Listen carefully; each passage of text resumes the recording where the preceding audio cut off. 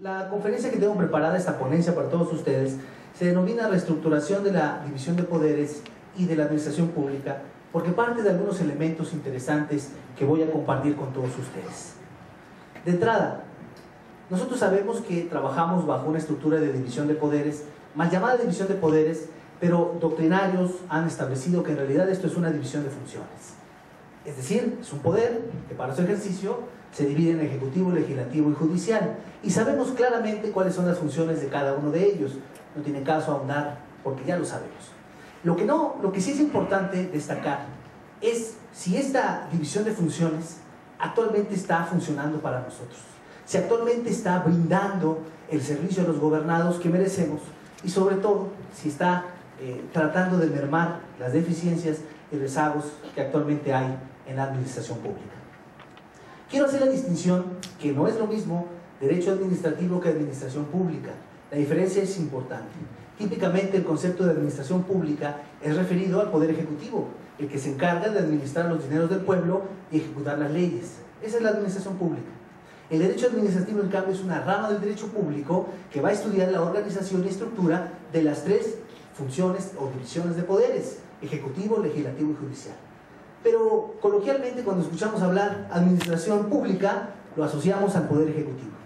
Pero en realidad, con base en los actos formales y materiales que realiza cada poder, también el judicial administra recursos, también el ejecutivo emite decretos y esto funge como ordenamientos jurídicos, o sea, crea leyes.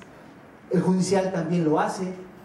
Entonces, aunque tenemos una división de funciones, los poderes ejecutivo, legislativo y judicial realizan actos formales y materiales, de tal suerte que no necesariamente todo lo que realiza un poder es exclusivamente aquello para lo que fue creado. Un ejemplo muy claro: el Poder Ejecutivo, a través de las Secretarías del Trabajo, imparte justicia laboral a través de las juntas locales de conciliación y arbitraje. Está impartiendo justicia en materia laboral. Pero estas juntas dependen de la Secretaría del Trabajo, las que a su vez dependen del Poder Ejecutivo. Formalmente es un acto formalmente ejecutivo, porque lo realiza este poder a través de la Secretaría del Trabajo, pero materialmente es judicial, porque está impartiendo justicia laboral. ¿Por qué refiero a este ejemplo tan simple? Porque los tres poderes, aunque hay una división de funciones, en realidad pues se van a combinar y van a realizar funciones entre sí. Esto no pierde la división de funciones, pero ¿a qué quiero llegar con esto? Hoy nos encontramos, distinguidos congresistas, ante una efervescencia reformista sin precedentes. Tenemos reformas que van desde el 2008 de justicia penal de Felipe Calderón, en 2011 en materia de derechos humanos y juicio de amparo, recientemente reforma en materia laboral, y son reformas que, según los expertos, tardan años en concretarse. Según algunos tratadistas, cada 100 años se dan estos fenómenos reformistas. Pero yo les preguntaría a ustedes, ¿hemos escuchado hablar recientemente de una reforma en materia administrativa?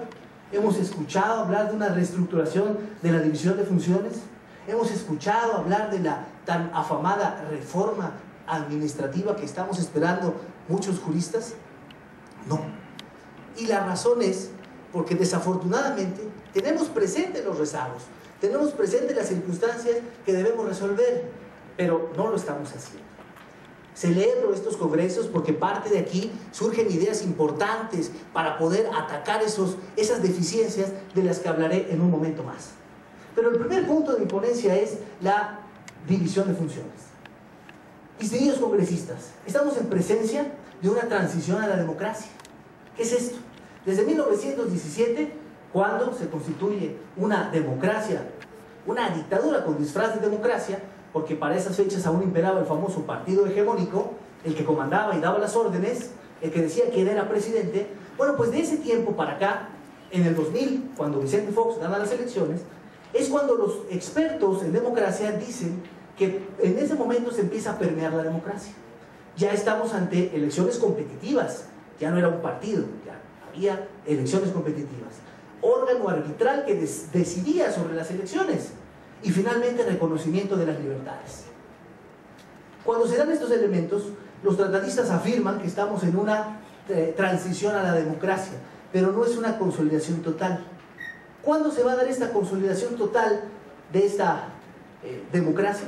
Cuando los mecanismos electorales puedan preciarse y decirse verdaderamente autónomos. En ese sentido, es que hoy, en la dogmática, en los juristas, ya estamos comenzando a escribir relativo a la constitución de un cuarto poder. No el cuarto poder que todos conocemos de manera material y que además influye sobre el Estado, los famosos medios de comunicación. Es un cuarto poder, pero material. El Estado le tiene respeto a los medios de comunicación. Pero hablamos de un cuarto poder formal, el poder electoral. Esto no es nada nuevo. Un magistrado del Tribunal Electoral del Poder Judicial de la Federación lo proponía. Debe de existir un poder electoral, constituido por el Tribunal Electoral del Poder Judicial de la Federación, la FEPADE, que es la Fiscalía Especializada en Delitos Electorales, y el Instituto Federal Electoral. Esto a nivel federal, y bueno, los partidos políticos. Estos entes que acabo de mencionar son los que deben constituir este cuarto poder, el poder electoral. Todo país que se precia de ser democrático y que se precia de reconocer las libertades del ciudadano debe tener cierta autonomía en sus espectros electorales. Y valdría la pena analizar si esto ocurre actualmente. El Tribunal Electoral del Poder Judicial de la Federación depende del Poder Judicial. El IFE depende del Poder Ejecutivo. La FEPADE también del Ejecutivo, que a su vez funge como una agencia del Ministerio Público, una fiscalía especializada. Los partidos políticos, bueno, reconocidos por los ordenamientos jurídicos, pero no forman parte del Estado. Pero son los que permiten que un individuo aspire al poder. Si esto nos concentramos en un poder adicional, estamos en presencia de un cuarto poder. Tienen sus propios juicios, sus propios ordenamientos jurídicos, sus tribunales y sus funciones, que no es otra que la consolidación de la democracia. Por tanto, no es descabellado entender que debemos ya pensar en la posibilidad de este cuarto poder, el poder electoral. Esto es una reestructuración en la división de funciones. Y si se logra, estaremos dando un paso indudablemente trascendental para esta trayectoria hacia una democracia firme. Ese es el primer preámbulo de mi ponencia. Pero esto me lleva al siguiente escalafón, la administración pública. Hablaba yo de los famosos actos formales, los famosos actos materiales, donde cada uno de los poderes se involucra con funciones de otros, y esto es válido, administrativamente correcto. Sin embargo, debemos de tener muy claro que la administración pública actual tiene deficiencias, y que si cerramos los ojos a ellas, no vamos a tender a resolverlo. Se puede resolver con reformas, pero más allá de las reformas, yo considero que estos elementos se pueden resolver con un tratamiento ideológico y cultural donde desde el principio se taladre en las mentes de los estudiantes una formación valorativa. Lo decía el magistrado Pimentel muy acertadamente, ese letargo, ese rezago abundante que conocemos como corrupción, le da en la torre a todo el aparato administrativo. Pero ¿saben qué? No podemos culpar necesariamente al ciudadano, tampoco al funcionario. La corrupción es cosa de dos, el que corrompe y el que se deja corromper. Pero miren ustedes el panorama que les voy a plantear ahora, y es cuando paso a hablar de la reestructuración ya de la administración pública.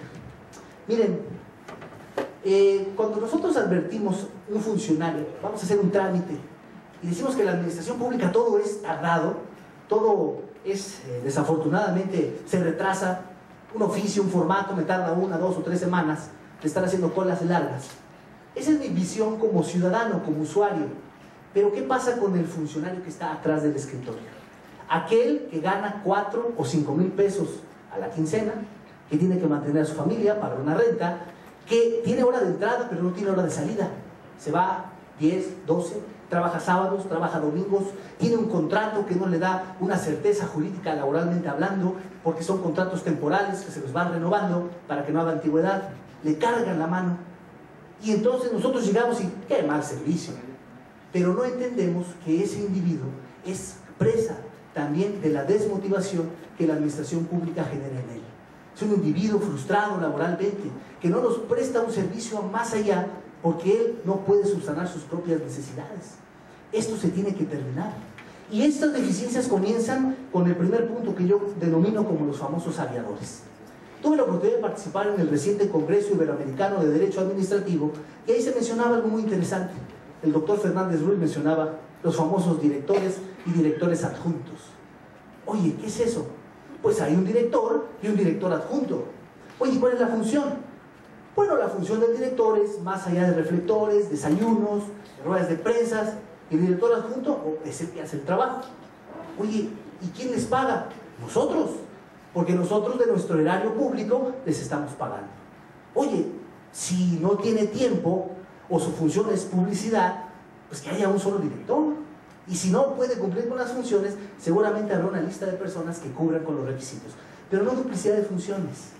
Y esto no solo ocurre ahí, yo hablo de los famosos aviadores. Esto es una realidad que se puede resolver con reformas. Personas que por compromisos políticos permanecen en la administración pública cobrando un salario y no van solamente a checar. Y desafortunadamente esto va en detrimento. Las famosas compensaciones. Conozco el salario del funcionario, pero no la compensación. ¿Cuánto gana en nómina? Lo que se reporta. Gana 10. ¿Cuánto gana de compensación? 35. Pero la compensación esa no se ventila. Se ventila el salario en nómina.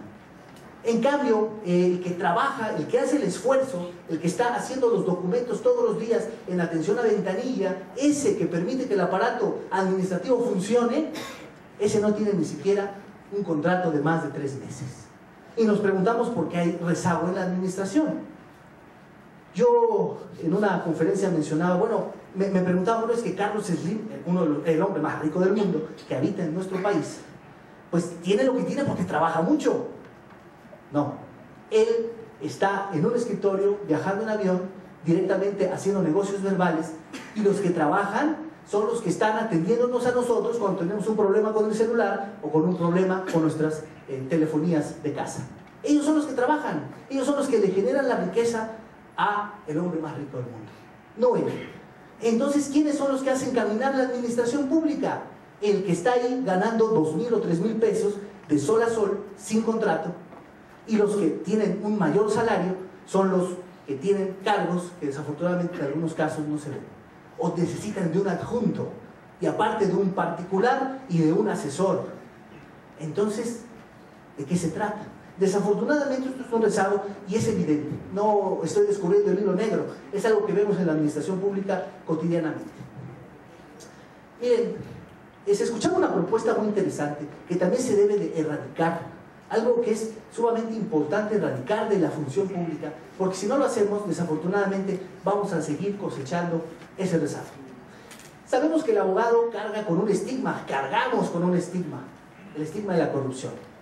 Frases como el que no tranza no avanza, en administración pública moral es un árbol que brinda moras, o desafortunadamente así se va pensando.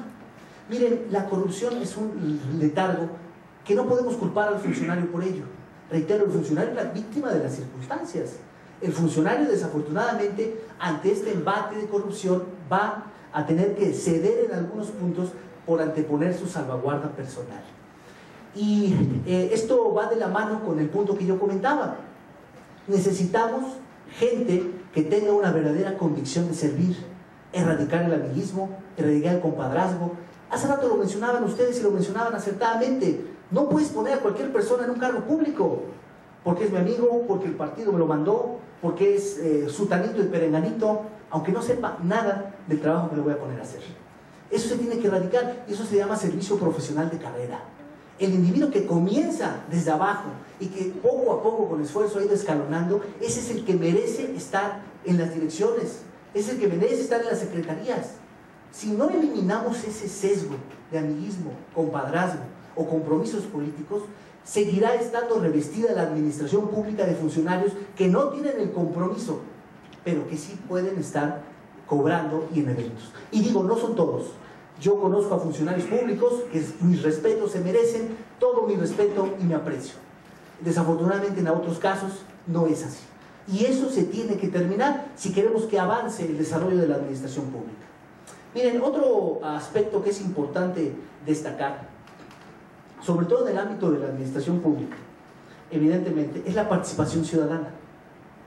Nosotros podemos advertir rezagos en la administración y los vemos y los comentamos y aquí en foros abiertos lo decimos, pero cuando nos vamos a casa nos vamos tranquilamente a desayunar o a comer y se nos olvidó el asunto. La participación ciudadana es donde ustedes y un servidor hacemos algo para que la administración pública funcione. el fomento de la participación ciudadana. Les voy a poner un ejemplo muy sencillo. Es muy cómodo decir, es que el desempleo, no hay empleo, el Estado está fallando. Oye, ¿ya fuiste a buscar? Bueno, no, todavía no he ido. ¿Crees que el secretario del Trabajo va a venir a tu casa a tocar, a pedir tu currículum y ofrecerlo a las dependencias? No. Tú, como individuo, tienes esa obligación. Oye, me asaltaron, qué bárbara la inseguridad. El Estado no sirve, el Estado no me está proveyendo de seguridad. ¿Y qué te pasó? Pues me fui como a las 3 de la mañana a tomar con los amigos, andaba por la luz del barrio, enjollado, y me asaltaron. Oye, ¿y qué pasó? ¿Es culpa del Estado? Es culpa de nosotros. El Estado no puede poner un gendarme por ciudadano para que nos cuide la espalda. También nosotros somos responsables. En ese sentido, el término participación ciudadana encuentra otro preámbulo muy interesante. ¿Qué quiere decir? Que nosotros como ciudadanos tenemos primero que detectar esas deficiencias de las que yo hablo. Segundo, proponer estructuraciones y reformas. Nosotros en Veracruz tenemos la famosa iniciativa ciudadana. No es descabellado que la iniciativa popular, no es descabellado que nosotros propongamos esto.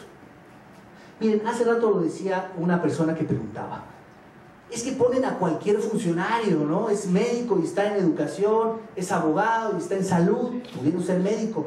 Miren, Veracruz es uno de los pocos estados que con la reforma de Miguel Alemán del año 2000 perfeccionó el servicio profesional en la administración pública y obliga a que todos los funcionarios tengan cuando menos una licenciatura para ejercer las secretarías de despacho. Y eso es importante. Y fue donde seguramente algunos recuerdan el antecedente de los famosos funcionarios de las universidades de San Luis, esos que se pusieron a estudiar estando en el poder y con la reforma tuvieron que adquirir una licenciatura rápidamente. Pero bueno, cuando menos marcó la pauta para poder entender que hoy en Veracruz, si vamos a ser secretarios de despacho, tienen que haber cuando menos el nivel de licenciatura.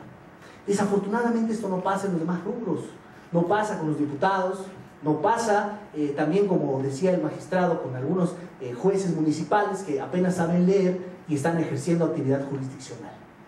Eso necesariamente se debe de transformar. Es otro letargo de la administración pública y se traduce también en un servicio deficiente para nosotros los gobernados. Prácticamente todo lo que nosotros podamos detectar como deficiencia en la administración pública es posible solucionarlo con iniciativas y propuestas de reforma. Pero ¿saben qué? Decía Hans Kelsen, teoría pura del derecho, desechada después por Eduardo García Maínez con su famosa teoría tridimensional del derecho. No basta con que esté el papel es muy bonito, basta con que sea materializado lo que dice aquí. Y me recuerda un ejemplo muy interesante. Cuando se trataba de salvaguardar los derechos de los minusválidos, se promulga esta ley de protección a los minusválidos, justa, verdaderamente interesante. Decía que todo chofer de vehículo debía descender cuando advirtiera la presencia de un minusválido, bajar, replegar la silla del minusválido, subirlo al vehículo y llevarlo a su destino. Una vez ahí, replegar nuevamente la silla y dejarlo sano y salvo. Eso decía la ley, eso dice la ley. ¿Saben ustedes cuántos conductores de camiones se detienen a replegarle la silla al minusválido hoy? Cero, ninguno. Y la razón es porque la ley dice una cosa, la eficacia de la ley, eso es otra cosa muy diferente. Hay puntos importantes que hoy están en la ley y que no se materializan, pero no es todo. También hacen falta reformas. Miren, la realidad avanza a pasos agigantados, mientras que el derecho trata de alcanzarla con un esfuerzo increíble, porque la sociedad es efervescente y necesitamos más, nuevas y mejores reformas para subsanar esas necesidades sociales. Yo citaba ejemplos claros, pero no escuchamos nada de la reforma administrativa. Por ahí el equipo de transición de Peña Nieto hablaba de construir una secretaría anticorrupción, una secretaría de la mujer. ¿Son la construcción de secretarías la respuesta que estamos buscando ante algunas fallas de la administración pública? No. Lo que necesitamos es detectar esos elementos.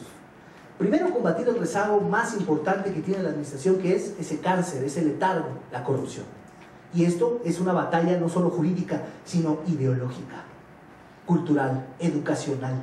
Si nos comenzamos a formar a las generaciones con ello, probablemente podamos dejar de ser uno de los números estadísticos que Transparencia Internacional nos coloca como uno de los países más corruptos del mundo. Tenemos que erradicarlo. y, como yo decía, evitar los cargos innecesarios a los aviadores, reestructurar los salarios adecuados para que el que se dice funcionario público verdaderamente tenga la convicción de servir y no esté preso en un trabajo de sol a sol, donde prácticamente sus posibilidades de despuntar profesionalmente son prácticamente nulas. Si erradicamos ello, tendremos mejores posibilidades de poder abatir este letargo del que les vengo hablando. Miren, otra cosa que es sumamente importante destacar y que tengo precisamente servida para ustedes, son algunas propuestas de cuestiones de la administración pública que se deben mejorar. Por ejemplo, las contralorías.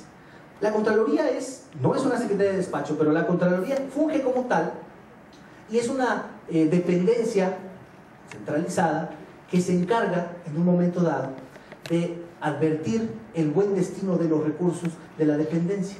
Pero ¿quién designa el Contralor? El titular del Ejecutivo. Puede ser que mi amigo el Contralor va a hacer un ejercicio eficaz de Contraloría respecto de mis finanzas. ¿Será que aquel al que yo designé, mi amigo, o aquel colega de partido, o aquel compromiso político, cuando esté en la Contraloría, va a realizar un ejercicio de control de los recursos eficaz? O quizás se traduzca como un maquillaje de las finanzas que después se presenta en un informe donde todo está bien. Y ya nos venimos a dar cuenta de los desfalcos 3 o 4 años después. Las Contralorías, administrativamente, no deberían depender centralmente. Deberían de ser un organismo, primero, que el titular sea designado, cuando menos por una terna y ratificado por el Congreso, como pasa en el caso de los procuradores. Pero si eso no nos es suficiente para que la Contraloría sea un organismo verdaderamente, una dependencia verdaderamente eficaz, cuando menos que sea designado por el Congreso. Esto cuando menos eliminaría un poco más la dependencia jerárquica que existe y haría más eficaz esta dependencia del Estado. Otro problema interesante que vemos es la famosa Dirección General de Servicios Periciales. La Dirección General de Servicios Periciales, seguramente gran parte de ustedes, distinguidos congresistas, han tenido la oportunidad de litigar, o los que no lo saben, pues es una dependencia de la cual, evidentemente de la Procuraduría, la cual prácticamente determina la culpabilidad de un individuo que es sujeto a un procedimiento penal. Oye, yo lesioné a fulano y ya me detuvieron, estoy en el término de las 48, ¿de qué depende si salgo o no? Pues primero hay que determinar el grado de lesión que le causaste al sujeto pasivo. ¿Quién lo determina? ¿Mi médico? ¿El médico de la parte contraria? No, lo determina un médico adscrito a la Dirección General de Servicios Periciales. Pero esta dependencia, a su vez, está jerárquicamente ligada a la Procuraduría, de tal suerte que si existe una llamada del teléfono rojo a la Dirección General de Servicios Periciales, el peritaje puede salir favorable a los intereses de quien se diga. Esto es un supuesto. Pero ¿qué pasa cuando yo como ciudadano quiero impugnar ese peritaje? Oye, casi me saca el ojo y son lesiones de la primera fracción. No puede ser, voy a impugnar ese peritaje. Lo impugnas y ¿saben quién resuelve ese peritaje? El mismo perito que lo emitió la primera vez. ¿Creen ustedes que él va a desdecirse? Ah, no, sí tiene razón, me equivoqué, ahorita lo corregimos. Concédase la impugnación del peritaje. No se concede nada. Esta dependencia tan importante para el procedimiento penal, para la imputación de una pena, no puede seguir dependiendo del Poder Judicial, del Poder Ejecutivo a través de la Procuraduría. Debe de ser, cuando menos, autónoma, si no, desconcentrada, pero cuando menos no estar tan jerárquicamente ligada a la Procuraduría. ¿Qué pasa cuando esto sigue ocurriendo? Bueno, desafortunadamente nos podemos encontrar con rezagos ya en la praxis, en las diligencias penales que pudieran existir. Esto, distinguidos congresistas, es un panorama general de lo que tenemos nosotros enfrente. Es un panorama general de lo que la administración pública hoy nos ofrece. Y no para nada podemos decir que el aparato de administración pública ha fallado en su totalidad. Y lo digo con un ánimo sincero. Quizás pudieran pensar, bueno, es que este conferenciante nada más viene a tirar pestes al gobierno. No, para nada. No, vengo a detectar las deficiencias que a través de buenas reformas se pueden corregir. Y si corregimos estos elementos de los que yo estoy hablando, créanme, estaremos purgando por una administración pública saludable, que brinde los resultados a los gobernados que venimos buscando desde siempre y que el Estado se compromete a cumplir. Miren, otro elemento importante, aparte de estos rezagos que vengo mencionando, es la incorporación de los derechos humanos. Ustedes saben que con las reformas recientes de 2011, 6 y 10 de junio particularmente, se incorporó reformas a la figura del juicio de amparo, el cual ahora ya puede conocer, evidentemente conocer, sobre la protección de derechos humanos. Fíjense, mientras otros países ya van en la tercera y cuarta generación de los derechos humanos, nosotros apenas en 2011 los estamos reconociendo en la Constitución. Pero bueno, ya es un avance.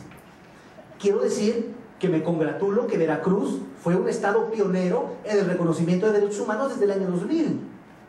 Y creó ese famoso juicio de protección de derechos humanos, juicio que quienes seguramente estén en la sala constitucional sabrán que nunca tuvieron nada que hacer ahí.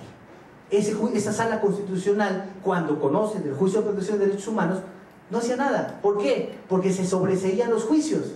Y se sobreseían porque el monopolio de tutela de derechos humanos en teoría lo tiene la Federación. Hoy, el juicio de protección de derechos humanos, que fue un juicio del que nos sentimos orgullosos en su momento, hoy se quedó sin materia. Ya no hay tutela de protección de derechos humanos en Veracruz. Hay que reformar ese juicio. Y hay que promulgar lo que los tratadistas hoy conocen como derecho constitucional, procesal constitucional, y además el localismo, el amparo local. Así le llaman los tratadistas a este juicio de protección de derechos humanos en los estados, el amparo local.